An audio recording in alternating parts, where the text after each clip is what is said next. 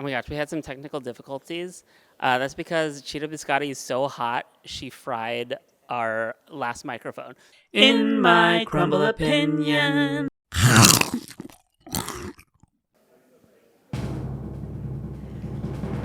Hacha! Oh my god. Hello, hi, it's me, Phoebe Cakes, and I'm joined by the imitable, sexy, vixen, star, Cheetah Biscotti, obviously. Inimitable. Okay, sorry. Okay, I gotta do that again. Inimitable. We're gonna insert the inimitable. Okay, I'm so sorry. Not fix it in imitable. post. Yeah, nobody can imitate you. I mean, I try. I put pads on, but still.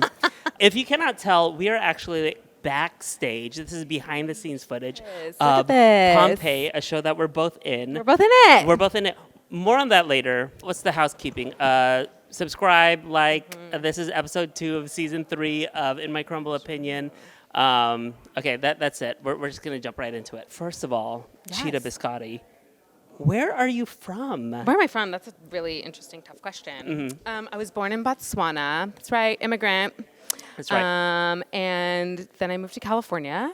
Okay, so you want for the full us story? not globally geographically minded, where's Botswana? Botswana is the country right above South Africa. That's sickening. Oh my God. How old were you when you came over? I was 1, so. 1. Okay, Yeah, you're young. I'm a You're California gal.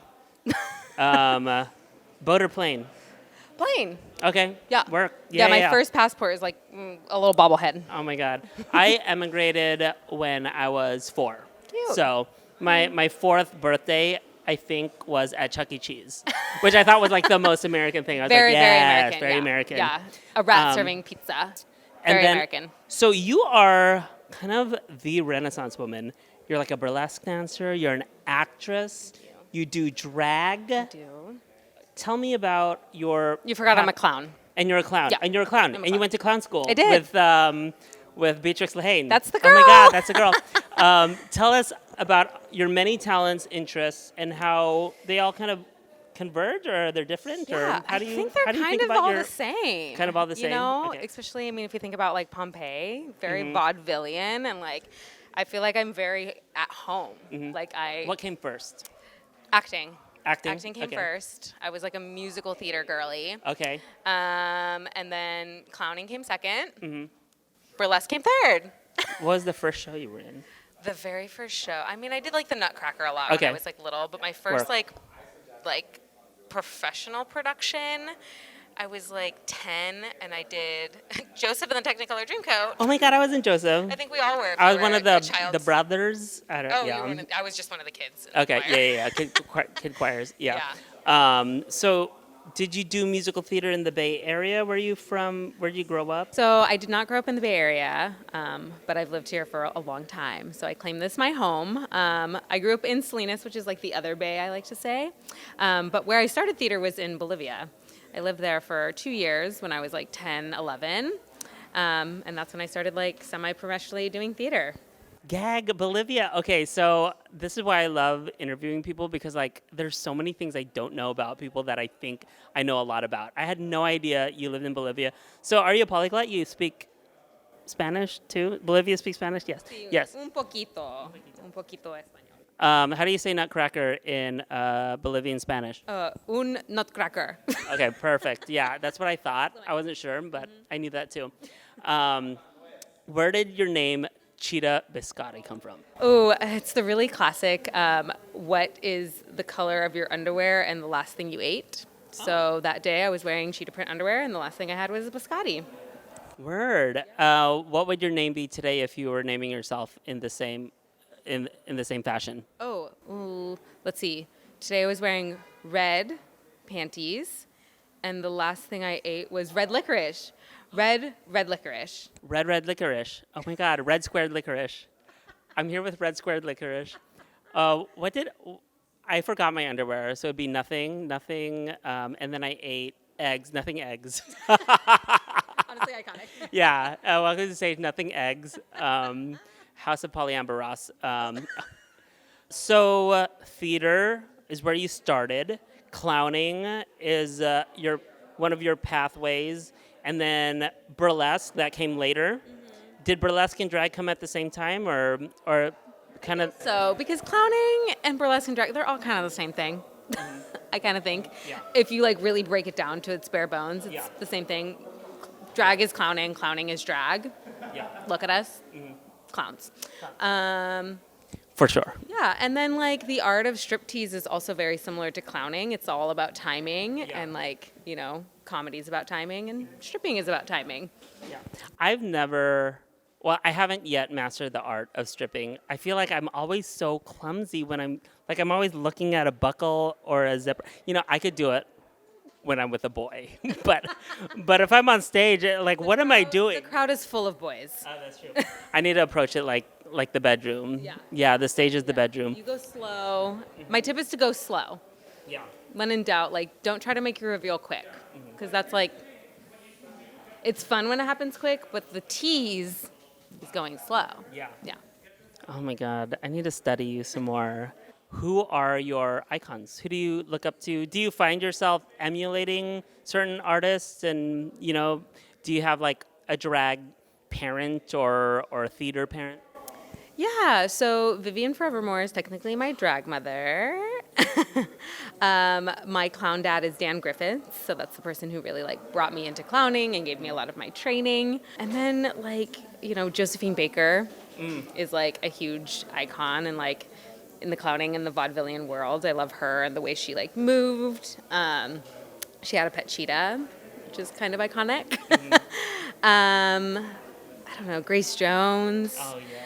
You know, Nina Simone, like all of these like black powerful women who are just like trailblazing through a world that like wasn't created for them was really impactful for me. And now you get to be that to a lot of people. Like Alti, I mean, I'm sure there's a lot of people watching you and going like, oh my God, powerful black woman. Oh my God. So with the little art forms, you say a lot of it's the same. That's great to hear because that makes your job easier.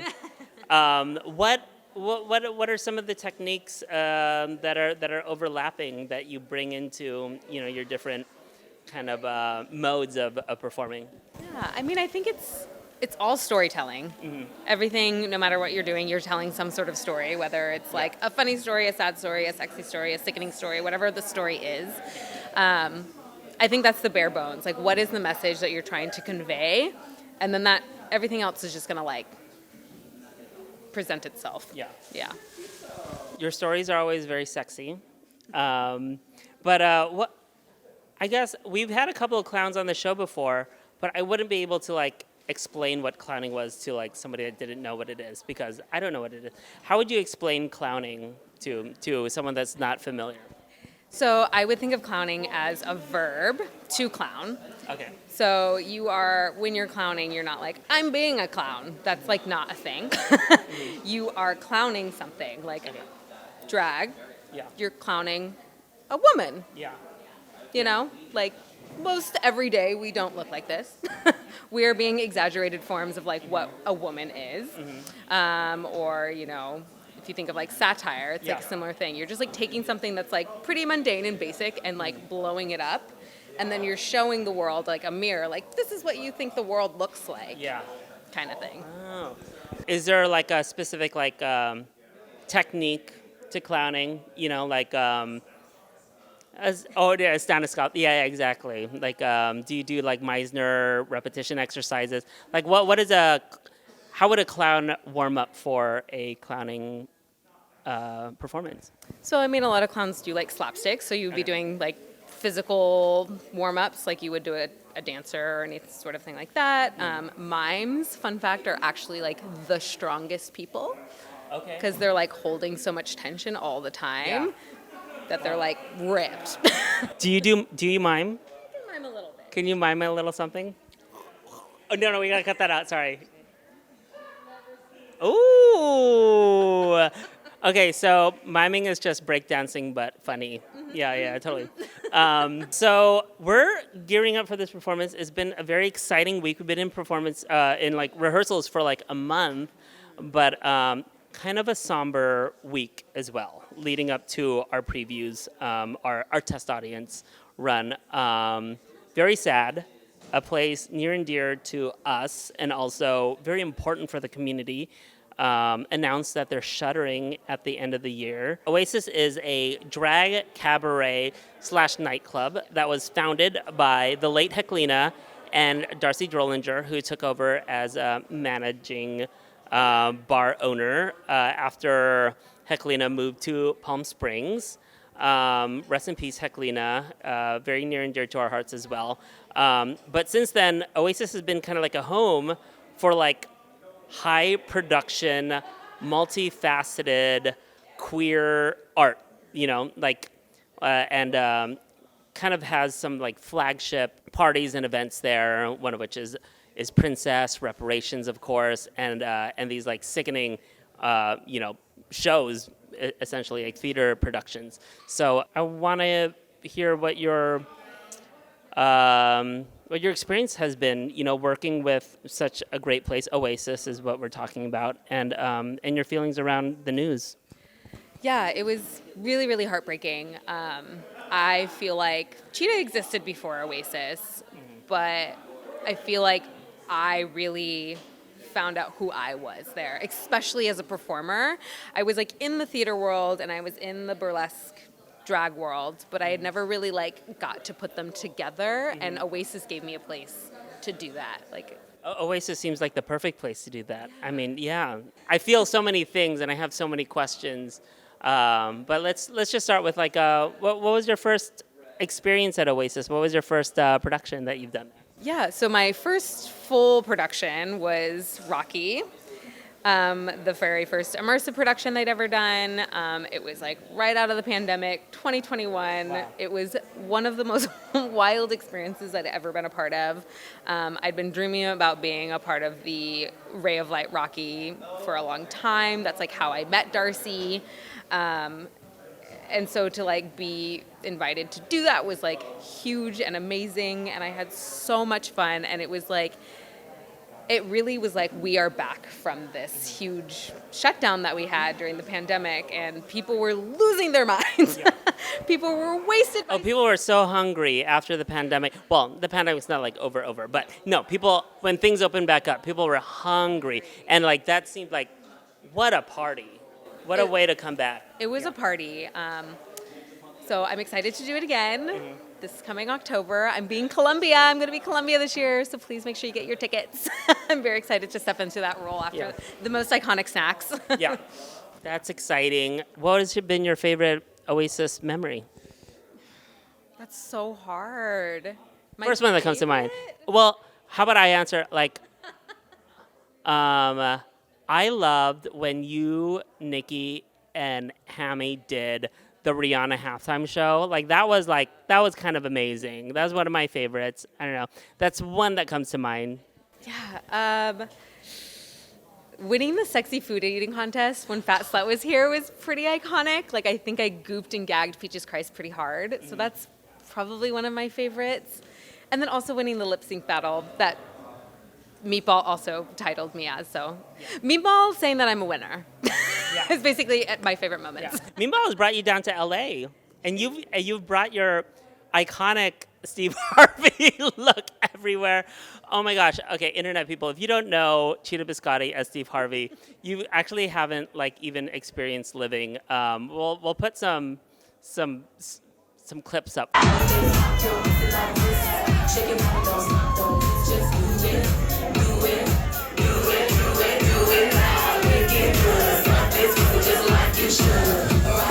How did that come around? So that's like one of the perfect examples of like drag, acting, burlesque, and clowning all coming together. That like clip was going viral of like sit on my face, sit on it. Do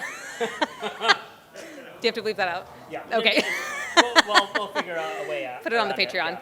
Yeah. That clip had been going viral, and I was like, that's so funny. And then I was like, what if I'm Steve Harvey? And I was like, I look in the mirror every morning and I'm like, what if I'm Steve Harvey? And so I like went to Goodwill and like bought this big ass suit, and like I remember a lot of Butte was like, why is this not tailored? And I was like, no, it's supposed to look stupid. I shouldn't look like a real man. Yeah. And it's perfect. Yeah. And the bald cap too. Are you part prosthetics artist? Like, did you learn bald cap specifically for your Steve Harvey look? Well, the first time I got put in a bald cap was with Nikki Jizz, which she took us to LA to help her compete, and is now still the reigning drag queen of the year. So you're welcome, Nikki Jizz. Put me in a bald cap. If Nikki Jizz wins a title, like it's her title in perpetuity. Like I've never known a title to fall out of Nikki Jizz's like grasp. Yeah. I was like her grasp. Yeah. Yeah, and so I was like, wait a minute, this is fun. And so I was like, Jillian, who's also the bald cap goddess queen icon, I was like, help me do this. And she like came over and helped me put a bald cap on, and I bought a big mustache and danced to the Family Feud theme song for 3 minutes, and then and people lived, and people died. Steve Harvey's dead now. Steve Harvey died. Well, Phoebe Cakes was also born at Oasis. When I first started doing drag, I would go to Oasis shows, obviously. So I believe Mother was Saturdays before it became Princess. So I would go to Mother, and Heclino I thought was just like one of the funniest people in the whole wide world. So I loved going to Mother and like watching her host, kind of half-assing it, but like still very funny on the mic. I think I like have taken that with me in my drag journey, half-assing it and being funny on the mic, usually maybe. But then I had the opportunity to like perform in drag for a GAPA production. It was for like a Year of the Dog. And I did a Cruella de Vil number.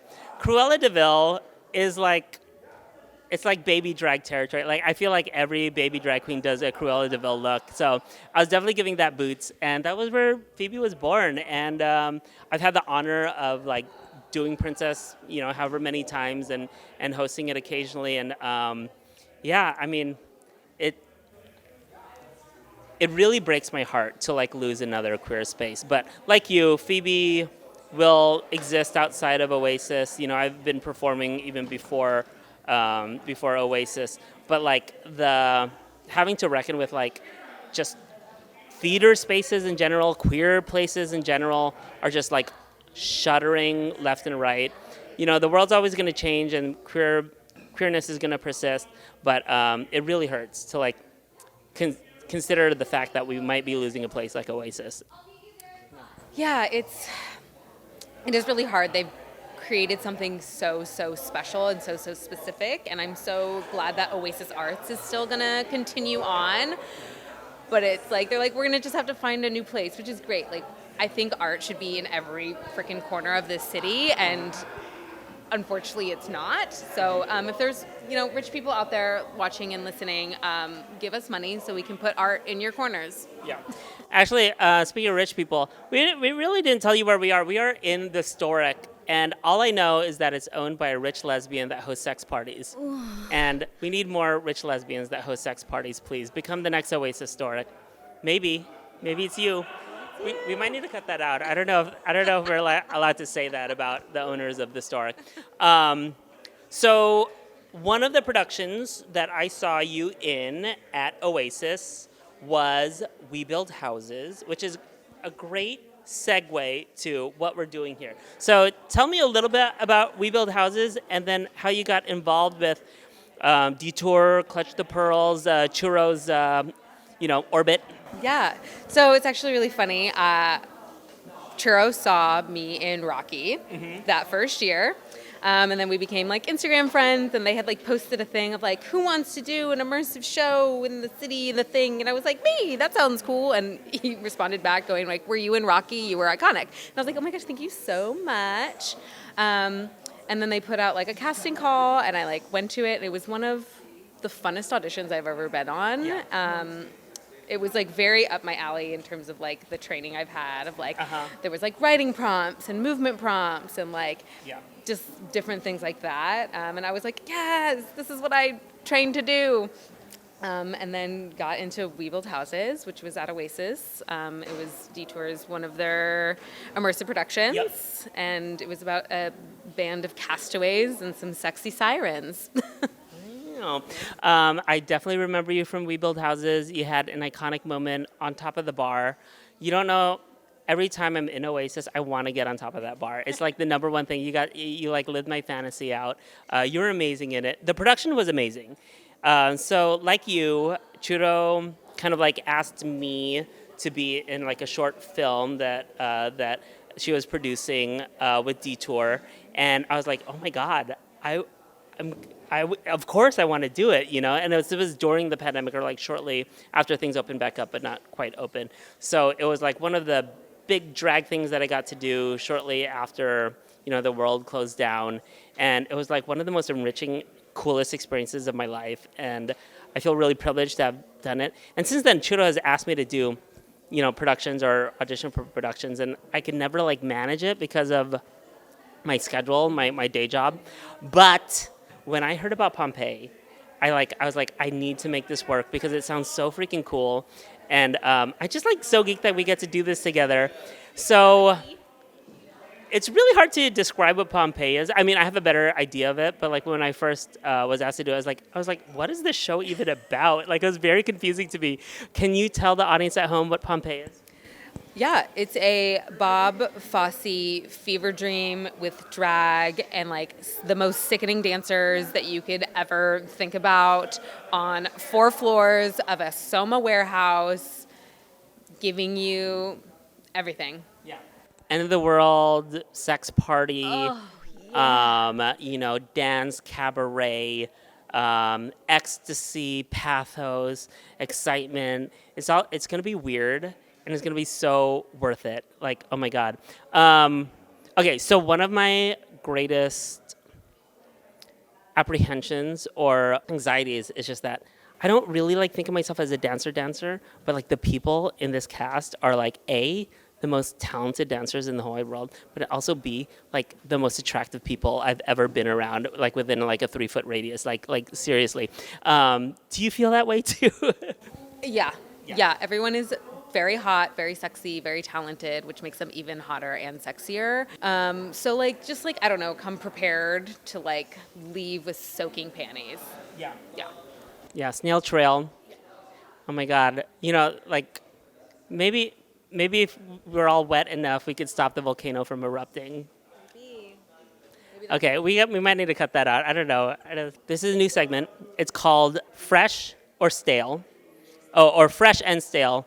We're still working it out. Okay, we're going to make sound bites and stuff for it. But,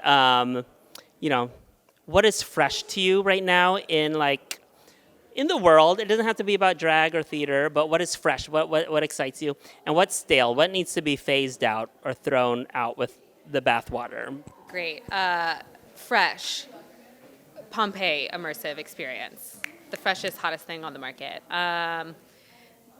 Fresh always will be fresh. Queer art. Stale, hot to go. Sorry, I love that song, but like, no more. That is such a random thing to be like, we gotta stop it. Oh wait, that's funny. I was thinking like, Chapel's kind of been under the radar for the past few months. Like she was like hot to go. But okay, hot to go. What's your favorite Chapel song? I really love The Giver right now. The Giver? Okay. Okay. I will also I'm showing my age in that I'm like not like I love Chapel, love you girl, keep doing your thing, but she's like not my girl. Like Outside Land, she was there. Yeah. I saw Corinne Bailey Rae. I was like, yes. Oh girl, put your records on. Yes, Girl, put your oh yeah. Oh my God. Yeah. Oh, absolutely. Okay, fresh. Okay, fresh is stretching. Okay.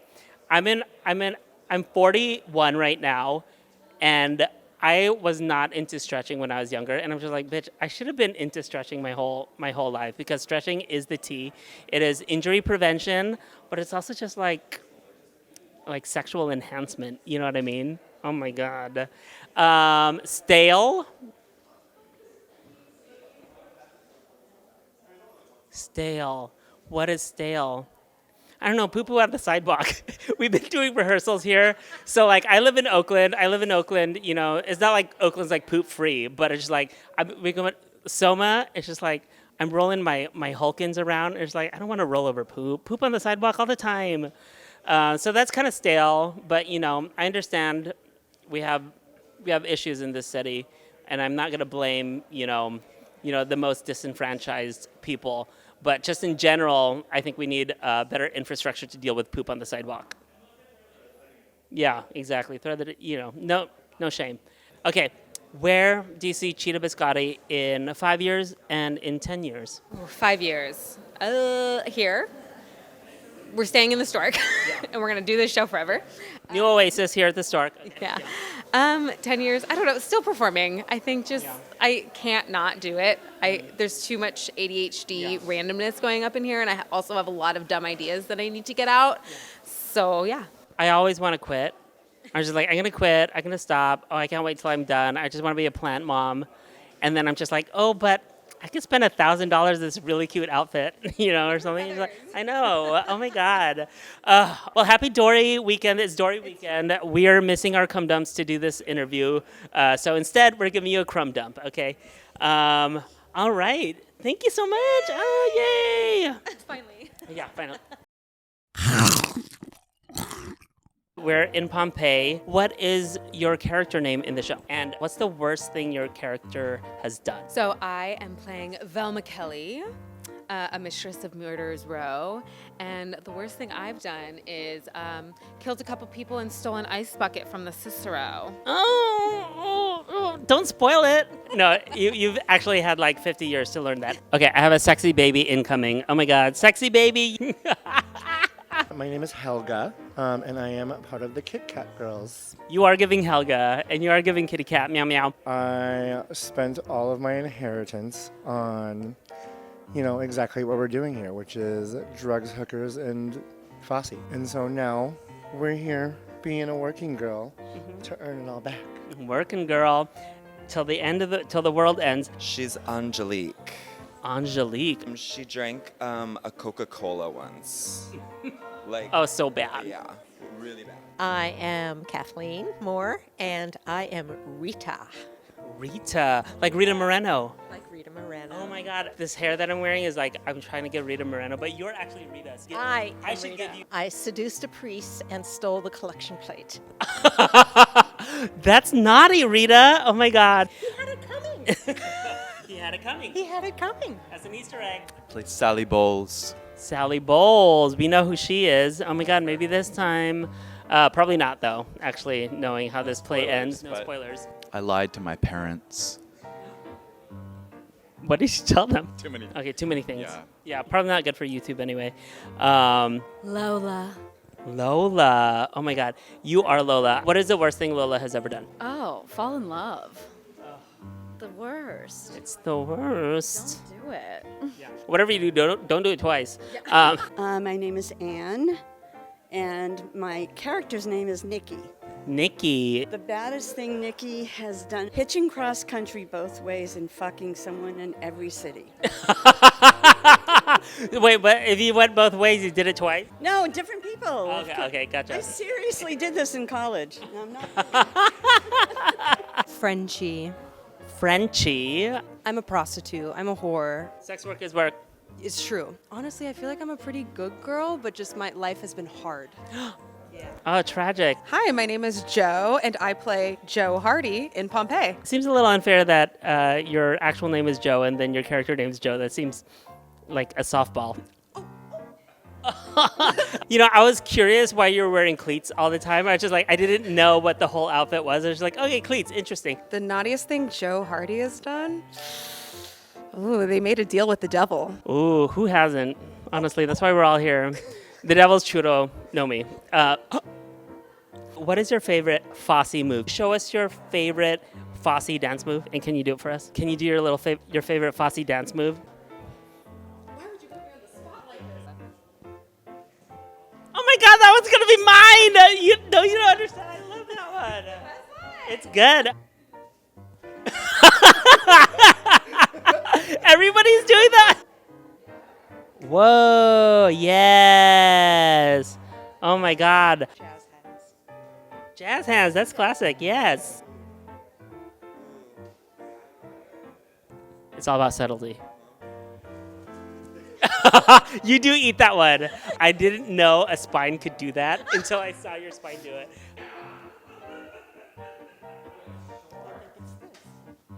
Gorgeous. Yeah. Oh, that's good. Yes. Oh, yeah. It's good. I'm here with Abdiel. Abdiel, you are a part of Pompeii. What is your role for this production? I am the costume designer. Oh my God, you are responsible for why I look so amazing right now. You're sickening. What's your favorite costume? It varies. Sometimes Yeah. it changes. When you work on them, you fall in love with some pieces. And yeah, I like Casey's look a lot. I like this look a lot. Oh, Casey's look is so good. Yeah, Quinn's look. Cannot wait to see all this train happening moment. So Should people come and see Pompeii? absolutely. Queer storytelling, drag. This is what you need in your life. Come over. What's your favorite number in the show that you're not in? Hard question. It's really hard. Oh, there's too many. I really love post Big Spender. That means nothing until you come see the show. Probably the Fates doing nowadays. It means nothing to you. You got to come see the show. Okay. Come see the show. Ooh, steam heat? Yes, that's a good one. The steam heat is hot. It's hot and steamy. I love seeing things that I know my body can never achieve. Yeah, I can't do that. Can't do that. I love Night Train. Messy goodness. Oh, yeah. Yeah. I love that. Oh gosh. That's gonna take me a second. They're all really sickening. Oh, so many I can't name. You can't name. Money, money, all that jazz, can. Oh, can. God. Oh my. Oh, I love I don't know what it's called, but it's the punching one. The boxing one. Oh yeah. It's called Frug. Rich man's Frug. Yeah. Frug? Frug. Is it Frug or Frug? Frug? Frug? I don't know. Jury's out. Frug. Frug. Yeah. Rich man's Frug. Yeah. Yeah. I think I gotcha. That's a fun one. Yeah. Ooh, it has to be Cell Block Tango. I guess I should answer it too. My favorite, Lisa Frankenstein doing whatever Lola wants, is like so fucking funny and special. She should win an Oscar. Mwah, mwah, mwah.